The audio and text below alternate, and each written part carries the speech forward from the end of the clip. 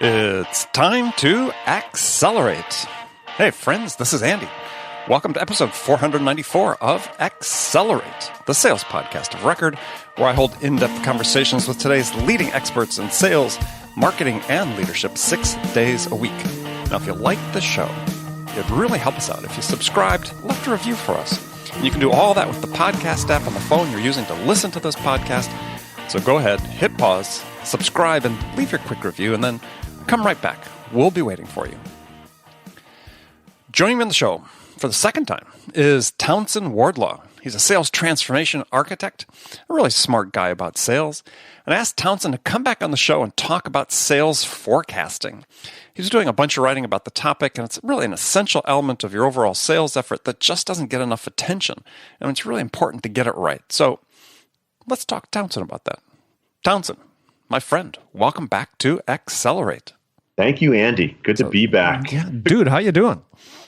Quite well. It took us a little bit to get rescheduled here. It's been a couple of back and forth, right? Well, you are in high demand, so it's hard to get on your calendar. I don't know about that. Well, maybe some days. Yeah. No, it's been an incredible start of 2017. So much fun stuff going on. So many cool clients and opportunities, and yeah, it's been a blast. I feel like I look up and my gosh, it's almost May here, so I'm not really sure. As we record this, yes, it's almost May, which is scary to think about because, right?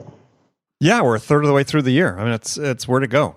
I mean, yeah, I'm like you. It's been a gas. I've been everywhere, but it's like, wow. It seems like I'm planning things in September, October already, and it's like, geez, that's right around the corner. No. Yeah, I don't need time to fly so fast. You get to be my age, you want time to slow down. Slow it down. Slow it down. That's actually an interesting talk track on a certain level. Is that one of my goals this year was to do more, accomplish more stuff with less apparent energy, and to not have things quite so packed. So that's really been something I've been focusing on is both time management, sequencing, how I'm blocking my time, and I took my first business travel trip this year. Some people, people who don't know me won't know that one of the things I abhor is getting on a plane and having to fly someplace. So I do, the vast majority of my work remotely. Mm-hmm. But I actually went down and visited a customer for the first time in about 3 years. That was fascinating. Now, was that you we saw getting dragged off the United flight? I think I would have put up more of a fight, to be honest with you. But might not have gone so well for me, but I would at least, put up a good fight. Well, you don't fly. Are you afraid of flying? No, I'm actually not. I hate the waste of time and energy, right? To go and see somebody for a day, it's basically either 2 days out of your life or a major pain in the butt. You got to wake up really early. You got to fly in late, interrupts my hobbies, my sleep, my drinking, all the things I really enjoy. No, it's just I actually made a decision about it was interesting. Now, is drinking one of your hobbies? I'm sorry, I didn't. No, that's part of my professional livelihood. Oh, okay. Just kidding. I was going to say that it was actually about 6 years ago that I decided I wasn't going to travel for work. Prior to that, I was doing what I would call traditional consulting, getting on a plane, et cetera. Sure.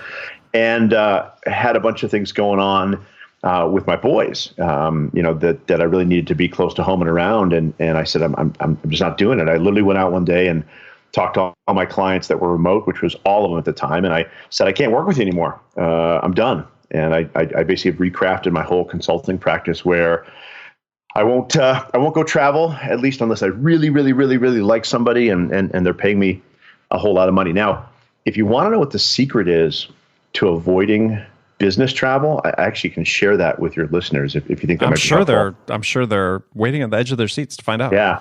It's pretty simple. You actually quote them a rate so absurd for leaving your house that all of a sudden it sounds really attractive to do things remotely. So I always, I never say to somebody, I'm not going to travel. I say, I'm happy to come and visit you. Let me share my day rate when I'm needing to, go to the airport and do all this stuff. And then I say, the good news is, if I don't have to do that, here's what that's going to look like. And it's really surprising. They'll almost invariably say, yeah, we're fine with this remote stuff. It'll just great. Yeah. Well, I think that, I don't know. Does anybody still sort of glorify, business travel the way it used to be. Yeah, I remember one time I was working for a startup back, I guess it was 20 years ago, and the CEO was and I were sort of dueling about travel. And he said, well, I don't think we have to go see these guys. And this was before a lot of the tools existed to do a lot of the remote work the way it's done today. Right. And his claim was basically that travel was a perk. I was like, yeah. Let me think about that for a second. You're obviously speaking like someone who's not traveling a lot. Never actually done it. Yeah. Well, it's definitely not a perk, but I'll tell you, I'd say about half of my work with clients is, and I may have shared this before, but my core client are these, $2 to $10 million companies where still typically founder led, and they've hit a plateau, and they mostly have small sales teams. And I'm coming in to help, the CEO who's probably fired their third VP of sales or whatever to really get their arms around it and fix this once and for all. I understand perfectly. That was what before I started all this stuff, that was my consulting practice too. Yeah. So in that capacity, I'm playing a kind of a quasi manager role of these sales folks, and I'm always amazed at the willingness of salespeople to hop on a plane, fly halfway across the country or all the way across the country for what, when you really dig into it, is a poorly qualified sales call. And they're using I'll be in the neighborhood or, hey, just drop in. Sure. And I'm saying, you understand the cost in terms of dollars and your, an opportunity cost, not even to mention that. So it's amazing to me. Well, I have to admit, I've used that tactic before, and but not. I had hoped for not for poorly qualified, clients. But I remember again. I hate to date myself, but back in the day, we'd do something similar with overseas clients. Sure. Yeah. Well, you had to do such things, right? We didn't have this beautiful internet and Skype and join.me, and it's just amazing that with the technology we have, people still want to inconvenience themselves and others. So basically in many cases we're going over and making cold calls. I remember getting on a plane and I was selling something where there's a pretty limited set of potential clients, right? Probably 200 worldwide. Yeah. And so I was pretty much in contact with a good majority of them, and at some point or another they all would have been prospects. Given the time, if I had a really good call lined up with somebody that's getting ready to close a deal, and these are multi-million-dollar deals, let's say in London, I'd call everybody else I knew in the UK and Europe and say, hey, I'm gonna be over there. Yeah, that's if you happen to already be there to see somebody who's going to give you real money. Yeah, I get that, but to create these sort of fantasy trips, exactly. Yeah.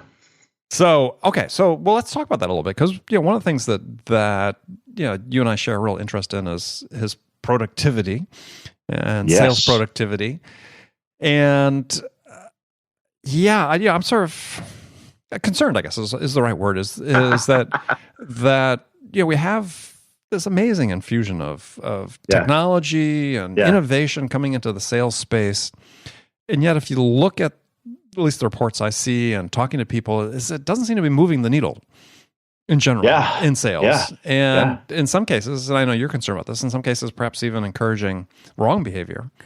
So let's dive into that a bit. What are you seeing in that regard? It's the number one challenge that I see for selling organizations, and it's getting worse, not better. Productivity. Yeah, absolutely. And for me, I'm not even talking about efficiency. I'm talking about the raw output of basic activities, right? At the end of the day, selling is a function of a number of interconnected activities that have to start someplace. And when you go all the way to the top and you say, what's going on to drive top of the funnel activity? I don't care what it is. There's not enough. As I've shared before in this show, the things that I care about are obviously raw activity, but to me, the fundamental metric that any organization can use to assess its health is how many top of the funnel first scheduled conversations are reps or whatever you call them on a week, right? If that number is any less than 8, you're suboptimized, right? If you think about how a funnel plays out, how first conversations turn into discovery, turn into, whatever your process is, every organization can sustain a minimum of 8 and ideally even more like 10 or more top of the funnel first conversations. I'm talking a 20-minute, hey, saw you on our website, or, whatever it is. In order to generate those conversations, you have to actually, perform activities, emails, cold calls, social selling, whatever your little flavor of the month is. But when I actually look at what the reps are doing, the answer is typically 1 or 2, Right. So there's the one leg of the stool is, okay, so you're not on enough top of the funnel conversations. Then you say, okay, what's the root cause of that? And you go over and you look at the raw activity they're generating to try and, create those first meetings, and you'll see 20 dials, right? 20 literal phone dials, possibly the same amount of emails. And you kind of step back and you go, what are these people doing all week? And I hate to slam reps and such, but the reality is when you look at the problem, it almost always relates to you're not doing enough stuff. I don't know what you're doing all week. Well, now in these cases where the people aren't doing enough, I mean, do they not have systems in place to be able to measure activity? Yeah, they do. Let me caveat. Oftentimes before I come in, they don't, right? So literally they don't even know what they're doing or their manager doesn't know. And what's astounding to me is that even post, fixing the CRM and setting up the workflow so they can actually do things efficiently, they don't move the needle very much at all on their level of activity. Then you sit there and say, okay, maybe there's not enough leads, maybe there's not enough prospects to call, maybe they don't have good numbers. The astounding thing, once again, Andy, is that for the vast majority of these reps, even when you remove all these barriers out of the way, you take a step back and you go, there's simply not enough activity. There's simply not enough stuff getting done. Well, all right. So like I said, you deal primarily with small businesses. It's at 2 to 10 million. How are they staying in business if they're not generating sales activity? You got me. I mean, so it's sort of tongue in cheek. For my core customer, typically it's because the founder is still heavily involved in selling, right? Exactly. Now, I'll tell you this: in this year, since the beginning of the year, I've actually worked with 2 much larger clients. We're talking 50, 60, 80 reps, and I still see the same problem for the vast majority of reps on the team, right? There's always the outliers who are, hitting it hard and shockingly, as a result of that, they're bringing in deals and filling their pipeline, et cetera. But the vast majority, I just did a diagnostic on a Salesforce.com instance, and the sum of activity, the average rolling 30-day activity count for these are inside sales reps, right? 65 touches, 65 activities per week, including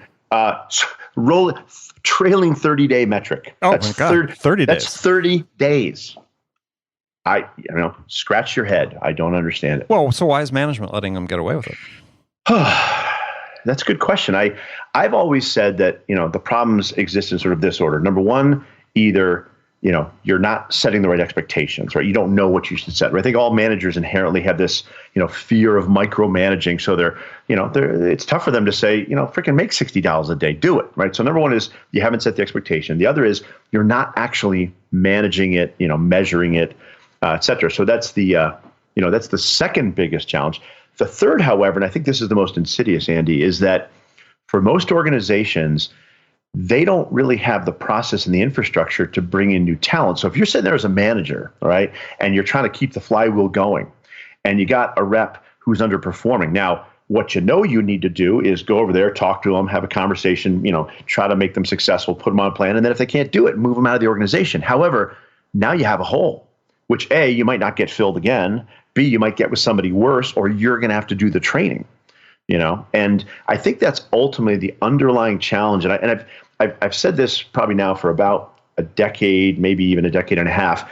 Sales organizations improve through upward pressure, right? If you don't have the infrastructure to identify talent, to hire, to onboard, to train, to basically get people enabled in their job, you are stuck with the reps you have. And ultimately, they're going to settle on whatever level of performance they're going to settle at because you have no leverage, right? They have to get so bad that they're a detriment to you before you actually do something about it. And people know that. It's just it's true. That's small business. I think this is one of the critical things that we talk about. I mean, oftentimes you see it too in small business that with their sales forces, there are, I call them structural impediments to increase productivity that oftentimes relate to, hey, first guys in the door, the first 2 sales guys in the door have all the accounts, right? And so everybody else that they bring in, they expect to go out and harvest new accounts, which they'll do, but the ones that are the biggest and best are being milked by 2 guys that actually should be out selling new accounts as well. Should be, yeah. And so there's no sharing of the wealth. And I've gone into several companies where we've gone through the trauma of reallocating accounts. And it creates a huge uplift because what they find out suddenly is these people that weren't performing, who maybe had the activity level but weren't performing, suddenly get experience actually selling the product and service. Yeah. And yeah, you get this huge uplift. Well, you kind of got me fired up a little bit because I'm thinking about the soapboxes that I've been on this year, right? And there's a couple things. One of the things I do is I sit down at the end of the year and I look at all the clients, all the people I've worked with. And I say, okay, what were the biggest challenges that I saw? What were the biggest problems that if we solved once and for all, would make a huge impact, right? So activity was one of them last year. Obviously, that seems to be on the list every year. The other big one that I've been just absolutely banging the drum on is the concept of who people are interfacing with in terms of what most people would call the decision maker, right? So my soapbox has been, as I look at opportunities, as I look at activity, as I look at all the effort that's going on, the vast majority of these so-called sales opportunities, the stuff that salespeople are working on, is being conducted with people with whom they don't even know whether they are part of the decision process, where they fit, how they would make a decision. It's almost like they're walking into Starbucks and talking to people about their product. To me, it's the equivalent. If you don't, and so one of the things I did is I've rewired how I look at even the opportunity funnel, and I've put this whole process around identifying what I call the person of authority very early in the process. Mm-hmm. And as I've implemented this since the first of the year, the absolutely astounding thing are the number of rep pipelines that I've gone through where they're absolutely filled to the brim with so-called deals that when you poke on them, the person they're talking to not only has no decision-making authority at all, has no idea who they would actually go to for the decision or how that would be communicated. Yet, that's where the reps are spending their time. They're spending this massive amount of time. And if you track that back to the, so what, who cares? For my mind, and this is what we looked at last year, this is where the vast majority of these so-called, closed loss, no decisions come from, right? Sure. Oh, they budget was pushed, or they're, basically a bunch of nonsense. It's all code for, I was never talking to somebody who could make a decision. No, they talk about this in the Challenger customer. You're talking to the friendly person that's there and prepared to talk with you. Yeah. Everybody's having a good time. Yeah. No revenue's coming in. No revenue's coming in, but we've got this great contact. Well, it's funny when you push on those type of deals. What I find, and the sort of rule of thumb or the heuristic I give people to use is, the quality of the deal is an inverse proportion to the degree of defensiveness the rep has when you start pushing on it. That's a beautiful maxim. Exactly. Right. So the more defensive they get, the more you are convinced that that's a bad deal.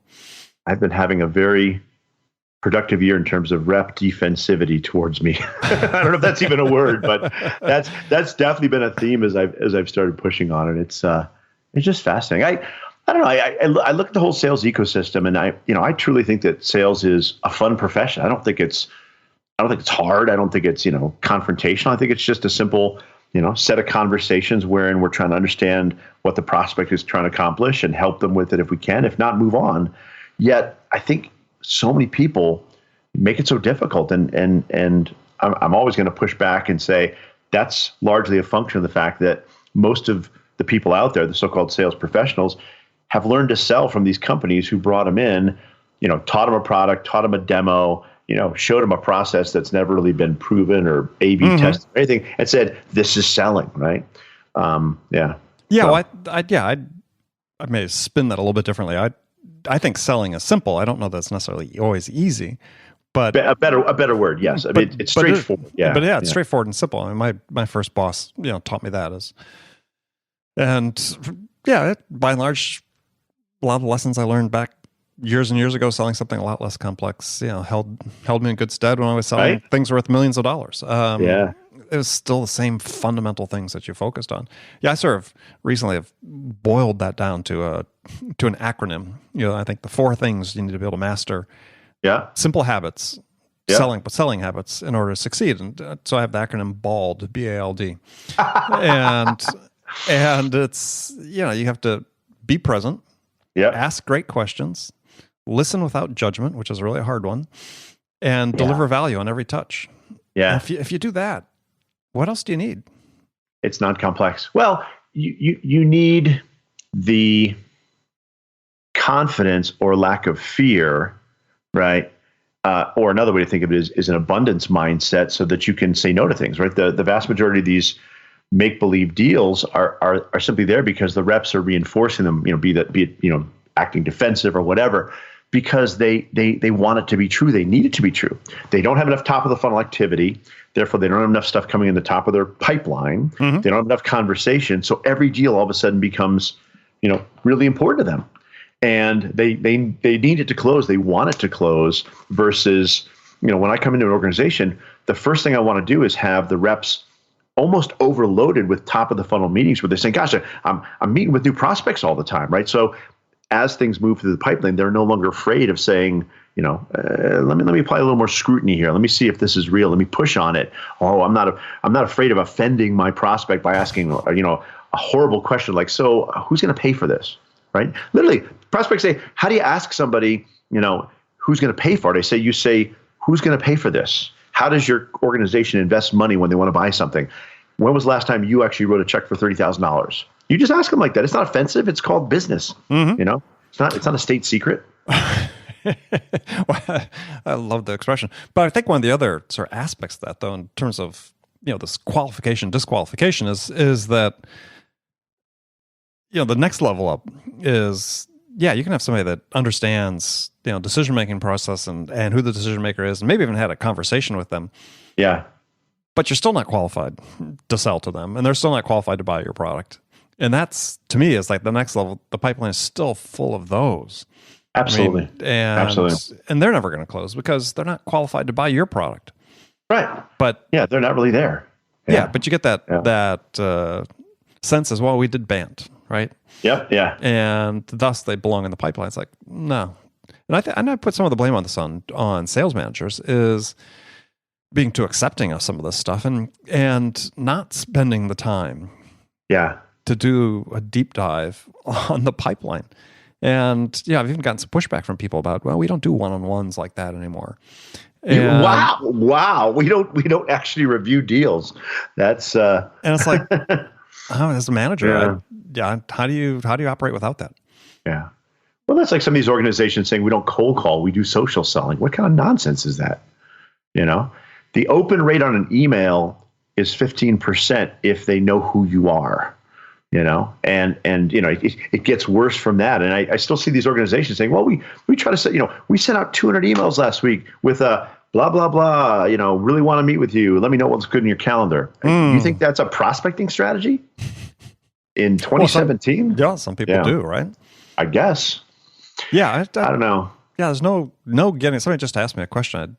I said just on a webinar before you an hour or so ago. And people are asking the question, is cold calling dead? And I'm like, no. Yeah. Who told you that? Give me their address. I'll go over there with a baseball bat and cap them in the knees. No. Yeah. I mean, actually, but the answer is yes. Stop doing it because teams that I train will do better. Teams that you train will do better. Yeah, you should stop cold calling. Memo to all of Andy's listeners: cold calling's over. You don't need that crap. It's so passé. Yeah, send your cards and letters to Townsend. Yes, please. Here's what I'm really concerned about, right? And that is that we have actually had an unprecedented run up over the past couple of years in terms of sales organization growth, investment in sales, investment in marketing technologies. Companies are dumping a lot of money. Now, I've seen a tremendous amount of movement in the last 6 months, even in the second half of last year. I think generally a lot of companies are doing actually pretty well. The problem is we're going to hit a bump here at some point. It might be a little bump, might be a big bump, but I went through the 2002 world's going to end, the 2009 world's going to end. By the way, there was one before 2002. I can't remember what date that was, but it got pretty ugly. 87. Yeah, there you go. This happens in, what do you call that thing when it happens it happens in a pattern. And it's going to happen again. And right now, if I'm a sales team, if I'm a sales organization, if I'm even an individual contributor, this is called make money when the sun is shining, make hay when the sun is shining, right? Mm-hmm. And if people aren't honing their skills, absolutely maximizing their income, their earning, the corporate revenue, whatever, when things go sideways, it's going to get ugly. You're going to see massive downsizing in these organizations. You're going to see all sorts of panicking. And I think it's going to be really unfortunate. So contrary to what you would think you would see happening, which is organizations really investing in dialing in their process, getting tight with how they're actually coordinating sales and marketing, really enabling their people to be at maximum efficiency, they're just sort of skimming the cream off the top. I mean, I see so many, valid leads and opportunities just falling on the floor through pure neglect. And, this is the time when you should be just pouring all the money into your bank account. And, I don't know if it's 6 months, I don't know if it's another year, maybe longer, but the stuff's going to hit the fan, and organizations are going to have a real massive adjustment. It's going to be an unfortunate time in my mind. I'm kind of worried about that. Well, it's inevitable, as you said. We go through business cycles. Yeah. We haven't had a correction for almost 10 years. Right. I mean, a sizable one. And there was 2008, 2009. There was 2000, 2001 before that. 87 before that. Yeah. 87 was the Black Friday, but then 87, 88, 89 weren't great. I mean, so yeah, it's going to happen. So that's an interesting question. For the individual contributors, make money. That's sort of like realtors, right? I mean, if you're in real estate and you're a realtor, they know this better than anybody. They're more painfully aware of these cycles than anybody in their business. And they have to make hay while the sun shines, and then save a bunch of money because there will be lean years. There will be lean years, absolutely. And you see it, at least in like the San Diego area where I spend part of my time is you just the realtors they scaled back their teams, and there's many more realtors that are out looking for work or doing something else, and then when it gets better, and it happen in business to business sales as well. I mean, so I think the thing for reps is not just make money, but it's hone your craft, hone your skills, make yourself invaluable to your company and your customers. And if you can do that, if you can learn your product, your service, your industry, customers, business, the more you invest in that, the more you invest in your own development, the better off you're going to be when this inevitably happens. Well, I got a question for you on that, because one of the surprising things I see is, at least in the clients that I work with, a surprisingly rare tendency for people who have chosen a career of sales to actually self-invest in their own betterment, right? They'll certainly go to training if their company provides it, but I'll ask reps, what's the last book you read? Whose podcast do you listen to? Who do you admire? Who are you following? And I sort of get these, the blank answer to stares. all those questions is me. Well, I hope so. I hope your people are following you. But and of course, I always recommend your stuff. But I don't see it enough. I mean, for me, if you're not investing, an hour a day in learning, right? We live in this time where all this information is available. It's free. It's amazing. Heck, go through the folks that have been guests on your show. Google them, and every one of them has piles of free resources that'll make you a better salesperson. That you'll learn something, right? But actually, interestingly, I agree. I mean, though I see reasons to be a little bit optimistic. I mean, certainly podcast listenership is going up across the board. So it's good. As we see, our workforce, the age distribution of our workforce change. I mean, I think, what was the figure I just saw recently? Like 25% of all college graduates listen to podcasts. I mean, so, we have to assume that skews younger to a certain degree, but not necessarily. I mean, but so we, podcasts are making it easier to consume some of that. The episodes we do on books, especially on my Friday episodes with Bridget Gleason, hugely popular, and people love that. And maybe that's because people listen to the podcast have a propensity to read books, but I think part of the solution is that companies have to stop with this idea that professional development is something you have to do on your own time. I agree, absolutely. And so if you're a sales leader, if you're a CEO of a small business, I had a guest on my show quite a long time ago who brought this up, who in his own company, and he's been a serial entrepreneur, his own company, set aside, I forget how much, 30 minutes every day. Reading time for people to read books on company time. And I've had set a similar program with a couple clients to do the same thing. create a curriculum for them. Sure. And what they had to agree is they'd set aside 20 minutes a day for their sales team to read. Yeah. And it was actually awesome. 15 minutes to read and 5 minutes to reflect on it in a journal. We bought them journals. It's like, I can't believe the pushback you get from sales managers. Say, we can't do that. It hurt our productivity. I'm like, well, first of all, people are only spending about 30% of their time actually selling, right?